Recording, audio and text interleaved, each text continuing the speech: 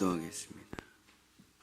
주님, 우리에게 참 평안을 주시옵소서. 사람들이 만든 가짜 평화, 우리가 하는 쇼, 우리가 하는 거짓 꾸밈과 위선이 아니라 정말 하늘로부터 오는 진짜 축복과 진짜 평안과 진짜 생명과 진짜 참 그리스도인이 될 수 있도록 주님 도와주시옵소서. 주여 아버지, 거짓의 세계, 거짓말의 세계, 환상의 세계, 판타지의 세계에서 살아가는 것이 아니라 그리스도인들은 살아있는 생명을 가지고 살아있는 삶을 살아가는 것이오니 주여 오늘도 하늘로부터 참 말씀, 참 생명, 참 교제를 우리에게 부어주시어 진짜가 되게 도와주시옵소서. 예수님의 이름으로 간절히 기도드렸습니다. 아멘. 오늘은 고린도 후서 5장, 6장까지 와 있습니다. 이 고린도 전서가 성도들을 훈계하고 양육하고 진리로 인도하는 내용들이라면, 이 고린도 후서는 사도 바울이 자기의 심정을 다 쏟아내는 것이 고린도 후서의 내용입니다. 그래서 우리가 그렇죠. 우리가 자녀들을 혼낸다고 할 때 처음에는 이 아이가 잘못된 행동을 하는 거에 대해서 이걸 이렇게 하면 좋을 것 같다, 저걸 저렇게 하면 좋을 것 같다, 이걸 이렇게 고치고 저걸 이렇게 좀 해라 하는 말을 한 다음에 내가 너한테 이런 말을 왜 하고 이런 거를 왜 가르치는지 부모로서의 자기 마음을 쏟아내죠. 그게 이제 고린도 후서의 이야기입니다. 고린도 후서는 그 사도 바울의 자기가 왜 이런 삶을 사는지, 왜 내가 이런 고난이 많고 아픔이 많고 훈련이 많은 삶을 사는지에 대한, 또 자기가 그 모진 훈련과 고난을 겪으면서 깨달았던 하나님의 은혜와 신비와 생명에 대해서 정말 다 쏟아놓는 게 이제 고린도 후서인데, 아마 여러분이 고린도 후서를 읽으면 진짜 참으로 기가 막힌 말씀들, 우리가 늘 참 멋진 말이다, 멋진 성경 구절이야, 이런 게 고린도 후서에 대부분 다 있다라는 것을 알게 될 것입니다. 왜 그러냐면 사도 바울의 진짜 진액이 다 묻어 있는 게 고린도 후서기 때문에 그렇죠. 우리가 로마서가 복음의 정수라면 진짜 그리스도인의 그 심장이 어디 있냐면 고린도 후서에 다 있거든요. 그래서 오늘은 그 사도 바울이 자기의 그 심장의 피를 쏟아낸 그 고린도 후서의 5장, 6장까지의 내용을 한번 간략하게 정리를 하려고 합니다. 오늘은 그리스도인들에게 유독 고난이 많은 이유라는 제목으로 하나님의 말씀을 전하고자 합니다. 하나님께서는 사탄의 자녀는 건들지 않습니다.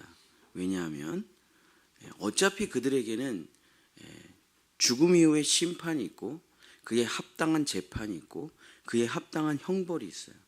그렇기 때문에 하나님은 인격적이셔요. 인격적이라고 말하면 표현이 좀 그런데 신격적인데 어쨌든 인격적이셔요. 그래서 나를 건들지 마세요. 나는 당신의 자녀가 아닙니다. 나는 당신의 터치가 필요하지 않아요. 나는 내 힘으로 살아가겠습니다. 예수의 피는 필요 없습니다. 십자가는 필요 없어요. 내가 알아서 할게요. 그럼 하나님은 일절 그 사람을 건드리지 못합니다. 왜냐하면 그거는 하나님의 그 성품이 그래서 그래요.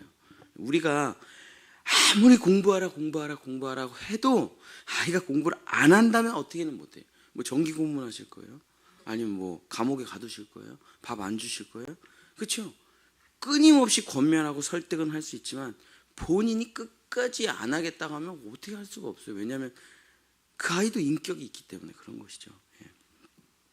하나님이 아무리 말을 안 듣는다고 해도 사람을 노예처럼 다루시지 않고, 물론 하나님이 말 안 들을 때마다 번개를 내리치고 욕을 할 때마다 혀를 비틀어버리고 정말 죄를 질 때마다 새끼손가락을 그냥 잘라버리시고 이러면 누구나 다 하나님을 믿겠죠. 그러나 하나님을 사랑하지 않고 하나님을 그냥 두려워할 뿐이겠죠. 그래서 하나님은 사탄의 자녀들에게는 고난도 주시지 않고 훈련도 주시지 않아요. 그래서 사탄의 자녀들은 잘 먹고 잘 사는 거예요. 그게 좋은 거는 아니죠. 그러나 하나님께서는 저 좀 다뤄주세요. 저 좀 부셔주세요. 절 변화시켜 주셔요. 절 도와주세요. 그럼 하나님 개입하십니다. 근데 그냥 선물을 주시진 않아요. 하나님은 정말 낚시를 가르쳐 주시지 물고기를 던지시진 않습니다. 처음엔 물고기를 던져주세요. 처음에는. 그러나 그 후에는 물고기 잡는 법을 가르쳐 주시죠. 그것을 왜 하시냐? 내 자녀라니까, 본인이 도와달라고 하니까, 의지하니까. 그래서 하나님의 자녀는 다루셔요. 그래서 칭찬도 하시고 축복도 하시고 격려도 하시고 책망도 하시고 훈계도 하시고 진짜 강한 회초리를 때리기도 하십니다. 하나님께서 우리를 다뤄주신다는 것은 우리가 그분의 자녀라는 것이죠. 우리가 그분과 관계가 살아있다는 것입니다.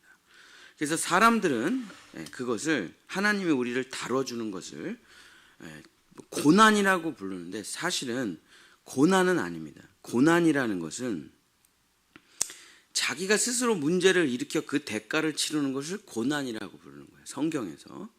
자기가 문제를, 내가 공부를 안 해가지고 내가 좋은 대학을 못 가. 이건 고난이에요, 고난. 근데 하나님께서 자기의 자녀를 더 훌륭한 사람으로, 더 의로운 사람으로 만들어주시는 것은 고난이 아니라 훈련입니다. 훈련. 그래서 우리는 고난을 통해서 자기가 지은 죄의 대가를 치르면서 실패를 거듭나고 멸망을 하면서 내가 도대체 뭘 잘못했나라는 것을 깨달아 고난을 통해서는 회개하고 하나님께 돌아오게 되는 거죠. 그걸 우리는 고난이라고 부르는 겁니다. 근데 고난을 통해서 예수님을 만나서 거듭난 사람은 고난이라는 건 존재하지 않아요. 훈련입니다. 그 다음부터는 다 훈련이에요. 훈련이란 진짜 강한 용사로 탄생시키기 위해 하나님께서 우리를 하나님의 큰 계획과 섭리 아래서 진행하시는 특별 코스라고 할 수가 있는 거예요. 이거는 내 자녀니까 하나님께서 길러내시는, 다루시는 것입니다. 그래서 거듭나기 이전에 나타나는 것을 고난이라고 하는 거고, 거듭난 이후에 하나님의 훈련은, 하나님의 다루심은 훈련이라고 하는 것이죠. 그래서 진짜 그리스도인이라면 이 성화의 훈련을 통해서 하나님의 사람으로서의 능력을 갖추게 되는 겁니다. 그래서 유독 그리스도인에게는 고난도 많고 훈련도 많아요. 고난이라는 것은 하나님께로 돌아오게 하고, 훈련이라는 것은 하나님의 용사가 되게 하는 거기 때문에 정말 사탄의 자녀에 비하면 참 먼 일이 많아요. 그렇게 사탄의 자녀에 비하면. 근데 궁극적으로 그게 나쁜 것이냐? 아닙니다. 왜냐하면 왜 그렇게 고난이 많고 훈련이 많냐? 유독 그리스도인에게 그 왕의 자녀이기 때문에 그렇죠. 자, 금메달을 따려고 하는 사람에게는 훈련이 많은 게 당연하지 않겠습니까? 대기업을 물려받아야 되는 상속자에게는 당연히 훈련이 많아야 되지 않아요? 왕의 자녀들은 그 교육이 어려서부터 당연히 엄해야 되지 않습니까? 왜 그렇습니까? 그 사람이 미치는 엄청난 영향력 때문에 그런 거죠. 그래서 백성과 직원과 나라와 민족을 대표하고 책임지는 왕의 자녀들은 훈련이 셀 수밖에 없는 거죠. 이 한 사람의 결정이 모든 사람에게 엄청난 결과를 주기 때문에 그렇습니다. 그래서 훈련이란 받을 때는 괴롭고 힘들고 아프죠. 그러나 그것을 견디고 이겨냈을 때는 상상할 수 없는 엄청난 기쁨과 보상이 주어지는 것이죠. 그래서 잠시 겪는 아픔과 연단은 장차올 엄청난 축복에 비하면 사실은 아무것도 아닌 것이죠. 여러분이 사랑하는 자녀들에게 맨날 하는 얘기가 바로 이거예요. 훈련받으라. 훈련받으라. 그냥 아무렇게나 살지 마. 훈련받아. 공부라는 훈련, 성품이라는 훈련, 관계라는 훈련을 통해서 너가 성장하지 않으면 너 눈물 흘리고 후회한다. 너. 그러니까 지금 그냥 훈련에 들어가. 엄마가 다 해줄 테, 아빠가 다 해줄게. 훈련에 들어가. 그 훈련이 지금은 굉장히 힘들다고 느낄지 몰라. 근데 네가 생각한 것보다 100배, 1000배의 축복을 줄 거야. 그 당연한 거죠. 그 부모의 이야기죠, 그죠? 하나님도 우리를 그렇게 길러내신다는 거예요. 그냥 아무렇게나 살고 아무렇게나 해 그러지 않고 그리스도인에게는 하나님의 소망도 세고 기대도 세고 훈련도 세죠. 그러나 그 훈련의 끝에는 우리는 상상하지도 못한 일이 펼쳐진다는 것입니다. 자, 그렇다면 하나님께서 유독 그리스도인들에게 하시는 훈련의 목표가 뭐냐? 세 가지가 있습니다. 말씀드리고 마칩니다. 고린도 후서 1장 9절. 고린도 후서 1장 9절입니다.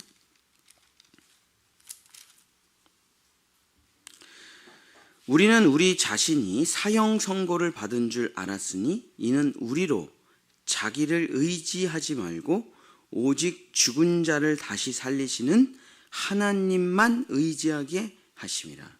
자, 우리에게 유독 훈련이 많은 이유는 여러분 거듭나도 자기 자신을 의지하고요. 거듭나고 자기 생각으로 살아가고요. 거듭나도 다 내 멋대로 살아갑니다. 거듭났다 그래서 바로 모든 능력을 갖추는 게 아니죠. 그죠? 그래서 자기 자신을 의지하는 그 내성이라는 게 있어요. 습관이라는 게 있고 버릇이라는 게 있거든요. 그 삶을 완전히 하나님만 의지하는 삶으로 변화시켜 주시는 것이 바로 하나님의 훈련입니다. 그래서 우리는 언제나 내 생각, 내 능력, 내 직관, 내 느낌, 내 돈, 내 체력을 의지하고 살아가는 내가 하나님이 되어서 살아가는 경향성을 지닌 죄인이에요.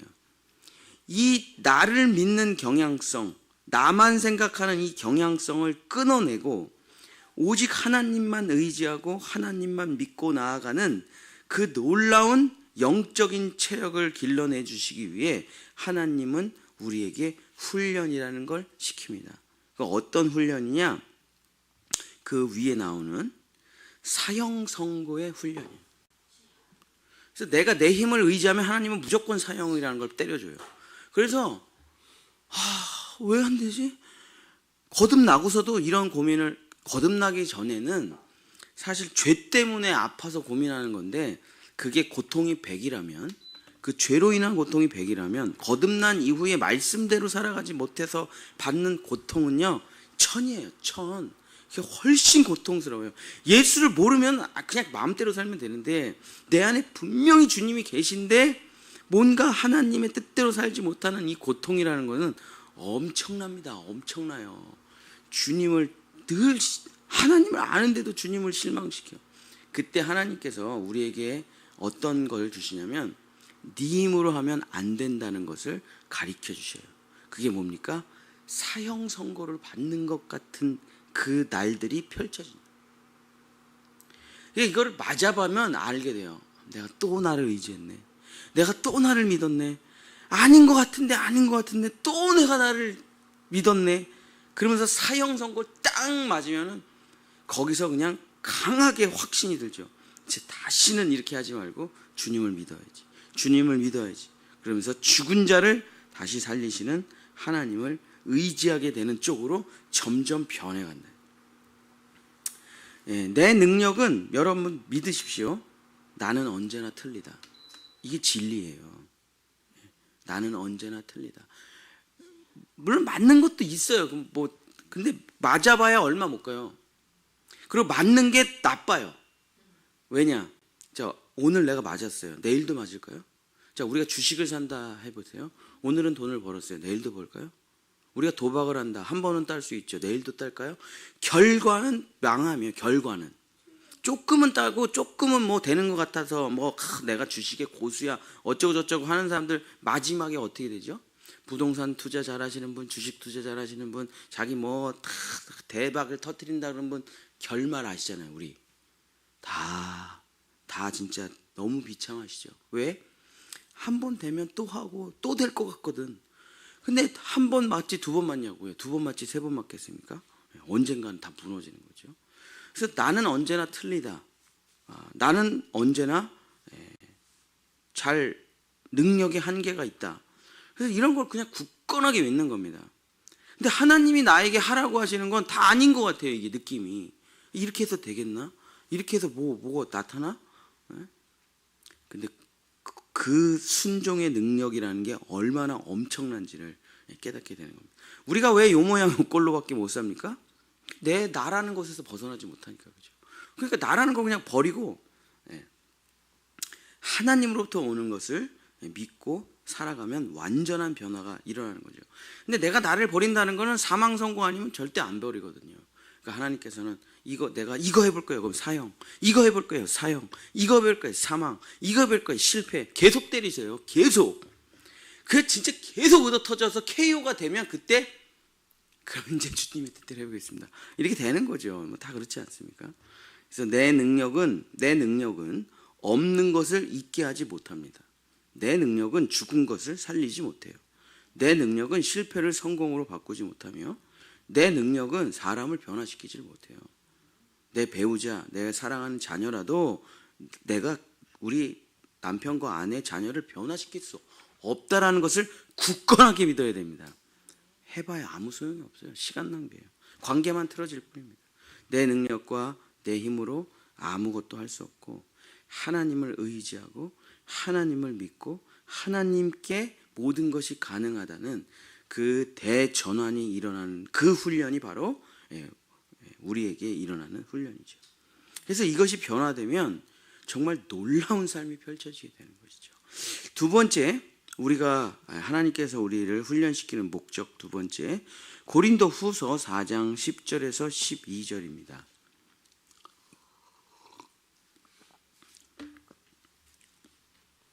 우리가 항상 예수의 죽음을 몸에 짊어짐은 예수의 생명이 또한 우리 몸에 나타나게 하려 함이라.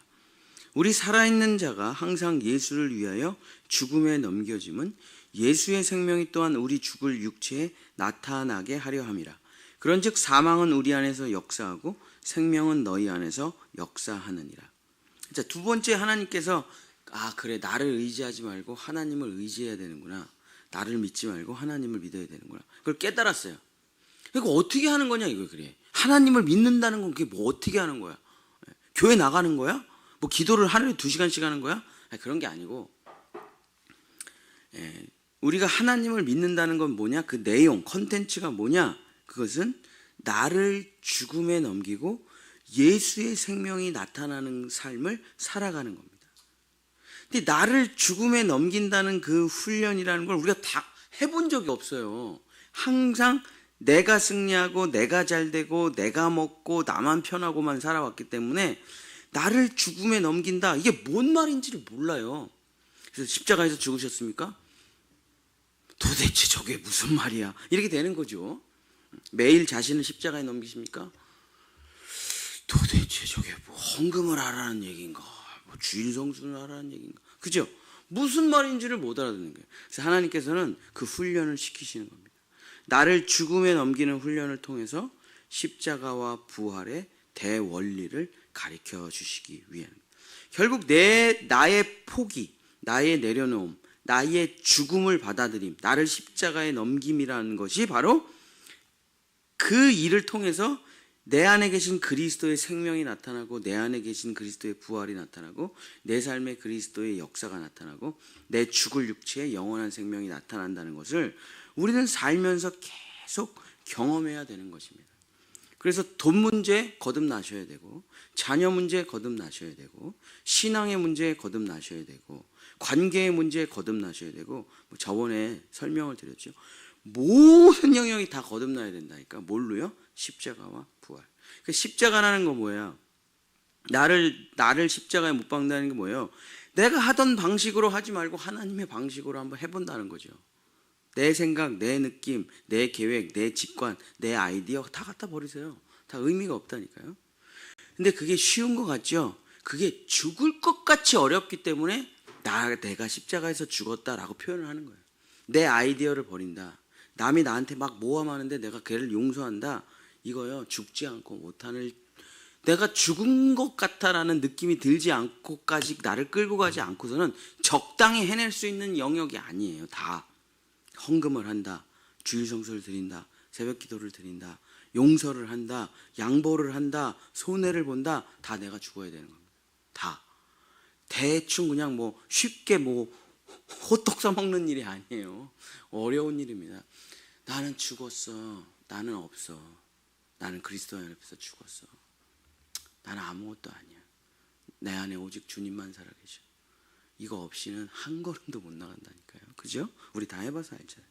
그렇기 때문에 그걸로 계속 결정을 해서 나가는 겁니다. 문제에 부딪힐 때마다, 관계에 부딪힐 때마다, 욕심에 부딪힐 때마다, 뭔가 터질 때마다 계속 혼자 기도하면서 내가 죽어야지, 내가 물러나야지, 내가 포기해야지. 그러면서 나를 끊임없이 죽음에 넘겨요. 그러면 놀라운 역사가 일어납니다. 근데 여러분이 생각하는 것 이상으로 나타날 거예요. 그렇기 때문에 어떻게 이렇게 나한테 기적이 일어나지? 죽었기 때문에 일어나는 거예요. 죽었기 때문에. 그걸 끊임없이 수천 번, 수만 번 경험하면서 내 안에 뭐가 확실하게 들어오는 거니까 십자가와 부활, 십자가와 부활. 모든 것이 십자가와 부활로 가능하다. 이 훈련의 삶을 우리에게, 이 성도의 삶을 가르쳐 주시기 위해서 하나님께서 우리를 훈련하지. 나의 포기가 예수의 시작이다. 한 알에 미리 땅에 떨어져 죽을 때 새로운 싹으로 다시 태어나는 것이다. 하나님의 놀라운 섭리와 계획이 내가 주님을 믿고 멈출 때 일어난다는 것을 깨닫기 위함이죠. 그래서 내가 죽어야 하나님께서 그때부터 일하신다는 것을 알게 되는 거죠. 마지막 세 번째는 고린도 후서 6장 8절에서부터 10절. 영광과 욕됨으로 그러했으며 악한 이름과 아름다운 이름으로 그러했느니라. 우리는 속이는 자 같으나 참되고 무명한 자 같으나 유명한 자요 죽은 자 같으나 보라 우리가 살아있고 징계를 받는 자 같으나 죽임을 당하지 아니하고 근심하는 자 같으나 항상 기뻐하고 가난한 자 같으나 많은 사람을 부유하게 하며 아무것도 없는 자 같으나 모든 것을 가진 자로다. 자, 하나님께서 우리에게 훈련을 시키시는 이유는 성경에 가장 많이 나오는 이야기죠. 나는 너희의 하나님이 되고 너희는 나의 자녀가 되게 하리라. 아마 구약 성경에서 하나님이 뭘 해요?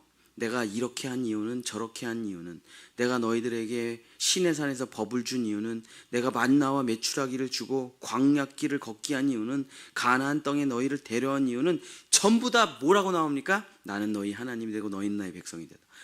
전부 다 이거죠. 구약 성경 전체가. 뭐 이사야, 예레미야 전부 다 이거죠. 나는 너희 하나님이 되고 너희는 내 백성이 되게 하기 위해서 내가 이런 일을 하는 거야. 이스라엘이라는 나라가 존재하는 이유가 무엇입니까? 하나님이 있다라는 것을 가르쳐 주시기 위해서. 아마 이 전쟁이 끝나고 이스라엘은 대성령의 역사가 일어나게 될 것입니다. 예수 믿는 나라가 될 이제 초입에 있는 거죠. 지금은 이제 이스라엘이 유대교 정신으로 살아가고 있는 거죠. 우리는 하나님의 선민, 너희들은 다 지옥 갈 자들. 다 죽여, 그냥 애들이든 뭐 여자든 상관없어요. 어차피 지옥 갈 자들이고 우리는 하나님의 백성, 너희는 그냥 먼지 덩어리 같은 애들이야. 그냥 사람 잘 죽이고 뭐 짓밟고, 그죠? 그게 강한 선민 의식이죠. 우리는 하나님의 백성, 선택받은 백성. 그것이 이제 깨어지고 그 예수 그리스도의 생명의 성령의 법이 그들에게 사로잡아 그 이스라엘이 완전히 변화되게 되면, 근데 이스라엘이 회개하기 시작하면 그때가 이제 종말의 시작이기 때문에 생각이 또 복잡해지긴 합니다. 이스라엘이 지금 정신 못 차리고 있긴 한데 이게 제가 볼 때는 이제 이스라엘의 마지막 훈련이에요. 엄청나게 죽을 겁니다. 이스라엘도 뭐 팔레스타인도 마찬가지지만 그것을 통해서 죽고 죽이는 것이 우리에게 무슨 이득이 있을까 깊이 생각하게 되면서 생명의 역사가 나타나게 되겠죠.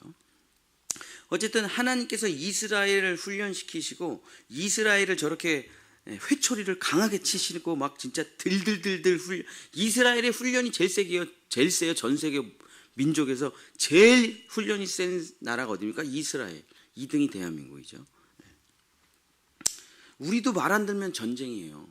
우리도 저쪽을 보고 지금 우리가 정신을 차려야 되는데 정신을 차리고 있나 모르겠어요. 진짜 하나님이 진짜 김정은 마음만 조금만 악하게 하면 바로 전쟁입니다. 우리도. 저 하루에 막 400명 500명씩 어린아이가 죽는데 그 코앞에 있어요. 우리도 진짜 정신을 차려야죠. 근데 하나님께서 이스라엘을 그렇게 강하게 훈련시키는 모든 이유를 하나님께서는 나는 너희의 하나님이 되고 너희는 내 백성이 되게 하리라 하시는 것 때문에 하시는 거거든요. 아니, 버려둔 나라는 건들지도 않아요. 회초리도 안 칩니다. 근데 우리 그리스도인들이 훈련이 된 이유는 본질적으로 하나님이 누구시고 우리가 누구인지를 깨닫게 하시기 위해서 우리는 사탄, 마귀, 세상, 정욕과 쾌락에 속한 자가 아니라 오직 하나님의 나라에 속해서 하나님의 법도를 따라 하나님의 생명을 가지고 살아가는 하나님의 자녀로 살아가게 하시기 위함입니다. 여러분, 우리가 노래도 있잖아요. 찬양도 있잖아요. 우리는 무명하나 유명한 쫙 하잖아. 이 찬양을 부르면서 이 가사를 보잖아요. 세상에 이렇게 살아가는 사람이 어디 있어요? 성도들을 빼고. 성도들. 성도는 근데 전혀 세상과는 다르게 이렇게 살아가요. 자기 이름은 없고 예수 그리스도로. 고난은 많으나 축복은 더 많고, 죽은 자 같으나 살아있고, 아무것도 없는 자 같으나 모든 것을 가진 자, 그들이 바로 하나님의 백성, 성도죠. 그래서 결국 우리의 훈련은, 우리의 고난은 결국 하나님께서 토기장이신 하나님이 나를 빚어 정말 귀한 예수님과 같은 하나님의 자녀로 빚어가고 있다. 송신호 목사님이 이 고린도 후서 이야기를 가지고 뭐라고 말씀하시냐면, 걸어가다 보면 훈련이다 보면 주님의 손에 붙잡혀서 이끌려 가다 보면 언젠가 우리는 주님의 품에 도착한다. 이게 항상 송신호 목사님이 하시던 말씀입니다. 그렇습니다. 하나님은 우리를 버려두지 않으세요. 그래서 인도하시고 말씀하시고 격려하시고 위로하시고 회초리를 쳐주시는 것이죠. 사랑하는 성도 여러분, 말씀을 마치겠습니다. 하나님은 목석이 아니에요. 인간이 만든 조각이 아니고 돌덩이가 아니고 황금불상이 아닙니다.